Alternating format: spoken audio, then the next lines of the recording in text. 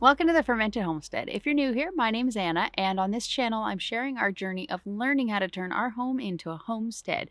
Today is the day I've been waiting for quite some time, and it is time for another seed haul video. This time, it is for our fall garden, coming from the perspective of trying to be more prepared and more self-sufficient, and having a more calorically productive garden, I suppose you could call it. And so I just wanted to share with you guys the seeds that we got. I ordered from 4 different places. Ordered from Baker Creek. This was actually the smallest order, which I was rather surprised by. And then I also ordered from, this one is, oh wait, no, backwards. This one is So True Seeds, S-O-W True Seeds. And then this one is Baker Creek.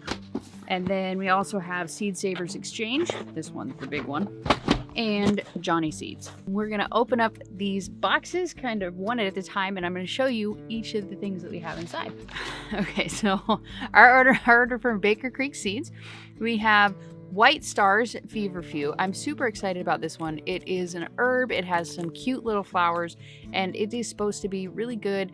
Number 1 for fevers, and it's kind of just like an immune booster, and it has a few other different medicinal and health benefits. And as time goes on, I will go ahead and do some videos on herbs and the different ways to use them and just the different properties of them. And then we have Golden Purslane. I got this one at the recommendation of the Stivers Homestead. They had it in one of the recent videos and we were talking about how great it was, and so I was like, I'm ordering seeds, I may as well order that one and see if I like it as well. It's kind of like a green, but I think she said it was supposed to be a bit sweeter. This is a popular European pot herb and nutritious green, same upright habit, large succulent leaves as our green purslane, but in bright yellow. And so, yeah, Purslane. And then we have Chinese shawo fruit. This one is a unique bright green radish from northern China. It's sweet and used as a fresh fruit substitute. Plant 60 days before last frost in summer. So this one is one you want to plant in the summer, and then it's going to grow and get sweeter and more mature as it freezes and gets cold. And then here we have a different kind of a summer squash. It's a Tondo Scuro Deep. It's that. And it's an Italian heirloom. These are rich, dark, green, round, and very flavorful. Perfect for home or market.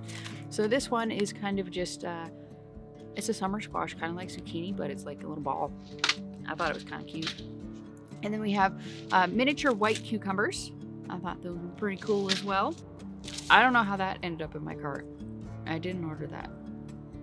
Did I order that? I did not order that. I don't know where it came from. Okay, so it was an extra one. Beyond the free one, they must have just mistakenly thrown in one of these. It is a Manpukajui carrot. Really long. Obviously not anything that I can realistically grow because I have raised beds, and these raised beds are hugelkultur style. So they have a bunch of hard, giant pieces of wood at the bottom of it, and so this here carrot is just not gonna happen. So maybe next year when I have an in-ground garden more established with a little bit of wiggle room down. Okay, so we also got Slippery Silks beans, and this is, I think it's only, it might be one that you can eat the pods, but I think it's mostly, I got it for drying. And then we got round black Spanish radish. Pretty stoked about that one. Zucchini Rampakante. These are the ones that grow up the trellis. These are one of the zucchinis that just grow up the trellis, and they give these longer kind of weird shape. Okay, and then we also have Cerise Queen Yarrow. It's just another kind of yarrow. I have one type of yarrow that is growing in the front in a container.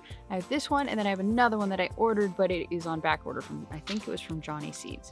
And then the free one, the actual like free one, is a Japanese giant red mustard green. So I've never grown a mustard green, so I'm kind of excited. I don't even really know what it tastes like. I would assume it tastes a bit like mustard, but I don't know how much like mustard, but we're gonna find out.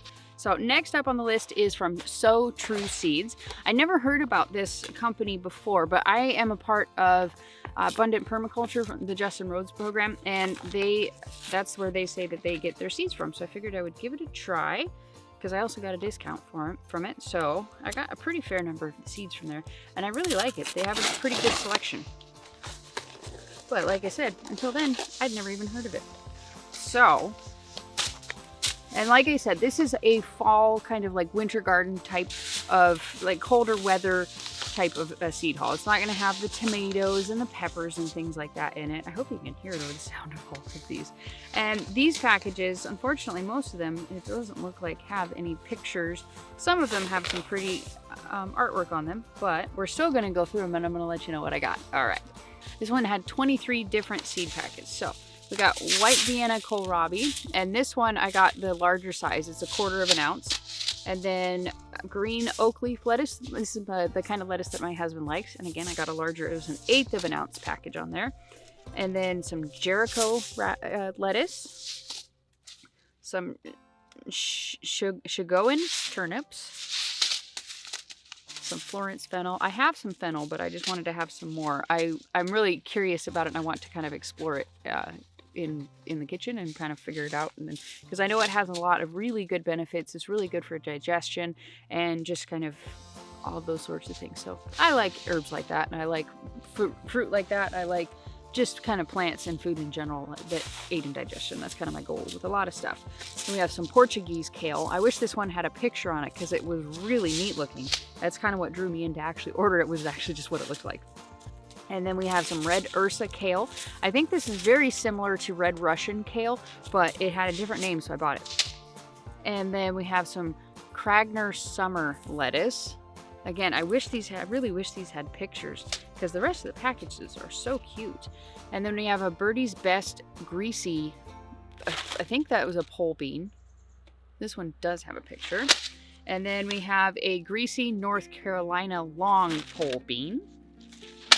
And a sage broadleaf, obviously the herb sage. This one's a toothache. I wanted to try it because it seems like something that gives you a little bit more, I don't know, just if anything does end up happening coming down the road, it'd be really nice to be able to have something that can relieve any kind of a toothache. It's supposed to help by, I think you chew on it and it numbs your mouth and basically just helps if you have any kind of toothache. St. John's wort. I have always been very intrigued by this. I'm really excited at the prospect of making some kinds of tinctures or various other types of things with that. So, and then we have a Rondinese summer squash. It's a stately French heirloom squash with round green and white mottled fruit. It's similar to that other one that I showed you, the round kind of zucchini one, but it just looks different, but it's a similar size and shape. And then Tennessee. This one is another kind of an herb. I can't remember exactly what it does. Yeah, it doesn't say on the back here. But I want to say that it had some sort of pain relieving properties and things like that. But we'll really explore and get into a lot of these different herbs. And I'm probably going to do like some kind of a growing series on a lot of them. And not that I'm any kind of an expert by any means, but it'd be kind of fun to just kind of track along with the progress of all these different herbs and things growing. So let me know down below if you'd be interested in a non-expert's point of view of growing a bunch of different herbs and things like that. And then Kohlrabi purple Vienna. And this one also, I got the larger size. A lot of the ones that are like root crops and ones that are a little bit more calorically dense, I ended up getting the larger size of them, if possible. And then this is an asparagus bean. It's a red potted. It looks really neat on the inside. I got some Long Island improved Brussels sprouts. And some Copenhagen Market cabbage. I got 2 of these because they were on sale. Catnip. We're kind of excited about that. I'm intrigued, but my husband was the one who's really excited about it, but I'm also intrigued about it just to see what happens with the cats, because we have a stray cat that kind of adopted us, and then she had a litter of 4 little kittens, and they're just still little kittens, and they just are adorable. So it's going to be kind of interesting to see what happens to them when they come across the catnip. And it's also really good medicine, not medicine necessarily, but it's a really good herb for humans as well. And then there's some Bode Gold chamomile and drying bean whipple. I just thought that was really cool. I've never actually ordered from Johnny Seeds. I guess I had a little bit of a stigma about them. I suppose that it was just, non-organic, and I guess I just didn't really know a whole lot about them. And then my dad, actually, he is a market, sort of like a newer market flower gardener, and he has been a very long-term, actually, like a flower gardener, and has always grown a lot of his own vegetables, and he orders a lot from Johnny Seeds. And so I was like, all right, I'll go ahead and give him a shot, explore, see what they have there. And I think that they've definitely, if they didn't have a lot of organic stuff in the past and a lot of like heirloom type things in the past, they've definitely started to at least incorporate some of that into their stuff. So I went ahead and ordered quite a bit of things from them. And I think that's probably why I ended up ordering not quite as many from Baker's Creek, because my mindset is much different right now than it was in like January, February. And I'm sure a lot of people have had that same experience. And that is just having more of an internal sense of a need to kind of prepare and focus a little less on the visual aesthetics of the food and a little more on the productivity of it and the caloric denseness of it, basically. Not in a way of panicking, just in a way of, all right, I'm going to be one less person that puts stress on the food chain. I'm going to be one more person who's capable of producing a large amount of my own food, and I'm not going to be, like I said, I'm just going to be one less person to be dependent on a food system that could be in trouble down the road with all the stuff that's happening. So, and not to mention the fact that I just have this big, beautiful garden that we've spent the last, 6 months building, and I want to use it. So, Johnny Seeds, here we come. And this is Johnny's, so obviously there's no pictures. And so what I got is, these are Celeriac. And this one, you can feel it inside. They're really teeny tiny seeds. And so this one is 250 seeds. And I'm not entirely sure if I can actually plant this now, but I'm going to do some research. I'm going to do some looking into it, because I know it's a longer crop. It's not quite as long as, say, Brussels sprouts, but it might be. I don't actually know. So we're going to explore. We're going to find out. I'm going to let you know. But I really want celeriac, so I ordered that. It's a really good, it's a root crop. You can use it, you can mash it. My dad grows it. That's actually where I found out about it. My dad grows it, and he really enjoys it. He is somebody who has to really limit his carb intake, same as I do. And so he tends to use it instead of like potatoes or things like that. Like, he mashes it, and you can roast it. You can do all the different sorts of things with it. And I plan on also fermenting it. I'm sure you can ferment it, because it is a root crop, so I'm sure it does have some sugar, and I can ferment it to get a lot of that sugar out of it. So, green Luovo improved. And that was one of the things that I wasn't too fond of with the Johnnies, was that almost everything that they have is a hybrid. It's an F1 hybrid.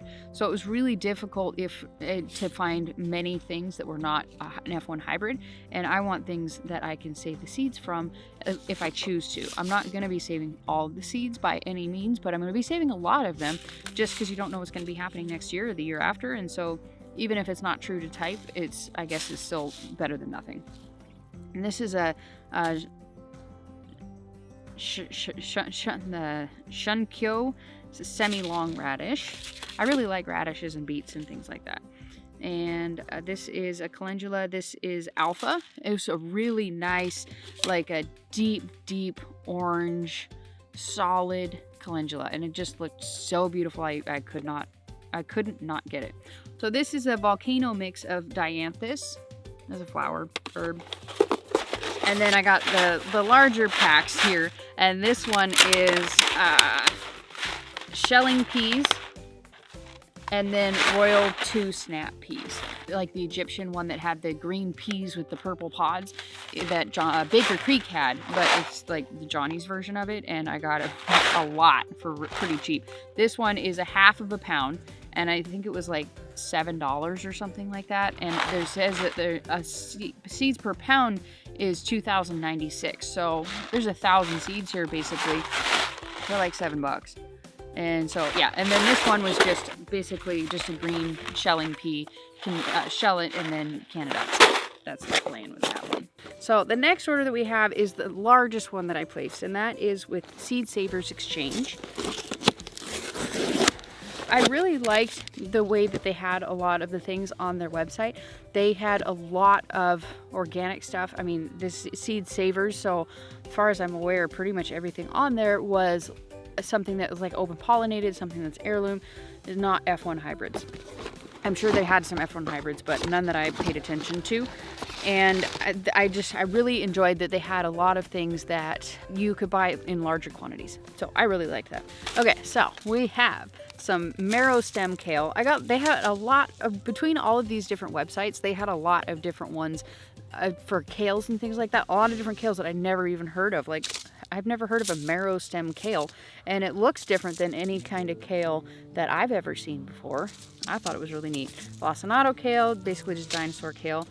Delaware Kale. This looks really similar again to the red, what was it, the red something that we got earlier, and then the red Russian kale. Pretty similar, but still different enough that I got it. And then some spearmint. I'm pretty excited to grow that herb. Paris Market carrots and Paris Market carrots. Apparently I got 2 of those.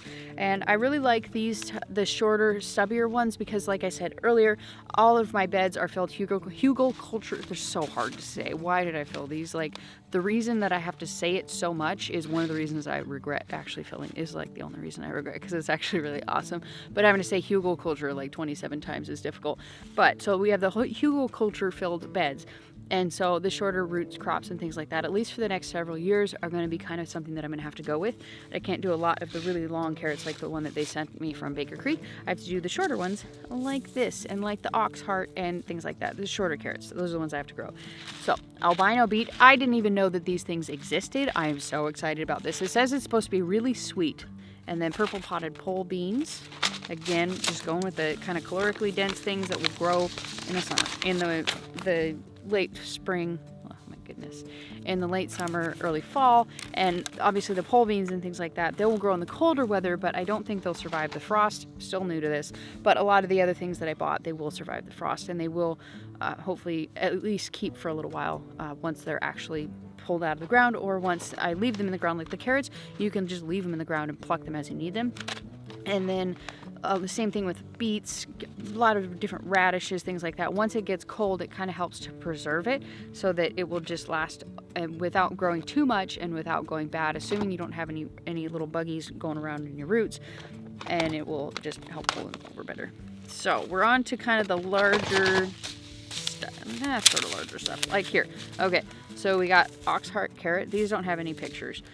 The Burpees golden beet. I love golden beets. They're so good. And I have a recipe that I made a while back. I actually made it up. It was, my dad had given me a box of a lot of different produce, and I kind of just made up stuff to ferment. And I actually came across my favorite fermenting recipe. I figured it out in that one. And it's just cabbage, golden beets, and carrots all fermented together. And it's a really nice, sweet and sour kind of combination. It's really difficult to describe, but I'm going to go ahead and link that up here so you guys can have an idea what I'm talking about with that. And I got the larger size of this beet, as well as the bull's blood beet. And then rutabaga, I got these ones. I got the larger size. It doesn't say the quantity on here, but I think they were 1,000 seeds each. I think there's 1,000 seeds floating around in this little thing. And so I got the Churns family heirloom rutabaga, the Westport Maycomber turnip, the purple top white turnip, and then we got a really big package of the French breakfast radish. I really like radishes. They're really good. And then this one just says the Joan rutabaga, and another package of, oh, that's what it must have been. So I got the really big one. I got 2 1-ounce packages of the French breakfast radish. So 1 ounce of radishes is a lot of radishes. A lot of radish seeds. Okay, so then we have the royalty purple potted bean. This one, I think, I want to say it was a pole bean, but I'm not 100% sure, but I think it is.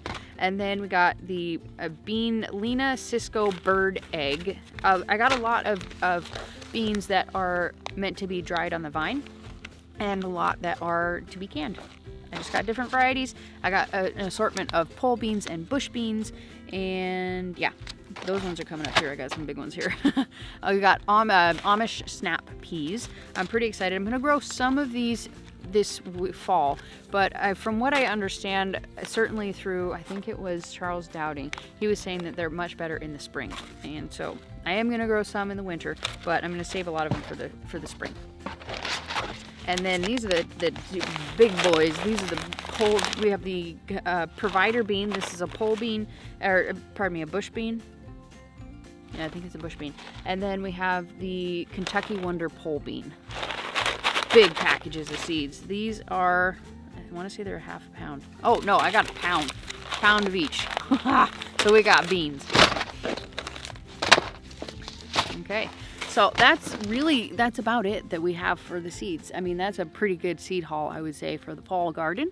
So I know a lot of this probably is not going to make it, and a lot of it's not going to thrive, but I think that we'll get enough to make it worth it. And certainly by next year, when we don't have to build a tremendous amount of garden space and we can actually just get things planted on time, then I think we'll have a bit more luck next year. But I'm just so excited, and I can't not plant this year. I can't not grow things. I don't have the patience to just not do things. So even if I'm wasting some money on seeds, it's still money well spent, because I'm still going to learn things and I'm still going to get some food out of it, regardless of how much it is. I'm still going to get some, and I'm pretty excited about that. It's a big, huge learning process.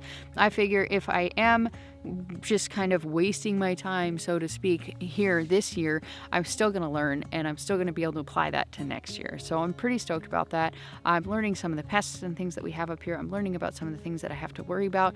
I'm learning about the weather cycles, the patterns, the temperatures, all of those sorts of things. I'm doing my best to kind of learn, pay attention to, and apply for next year. I hope that you enjoyed this video. I hope you found inspiration to go ahead and order the seeds that you need for your fall garden. Even if it's just a small container garden, it's still better than nothing, and it's still a bunch of lessons that you can learn and apply to your garden next year. It's not too late to order your seeds. There are plenty in stock, at least when I was shopping around. There were a few things they were out of, but overall I had no problem finding everything that I wanted, and I'm sure that you will have probably the same experience. So make sure you get that seed order in so that you can have some fun in the garden with fewer pests in the fall. So thank you so much for watching. If you enjoyed this video, go ahead and give it a thumbs up. Subscribe to this channel if you haven't already, and we'll see you next time. Bye.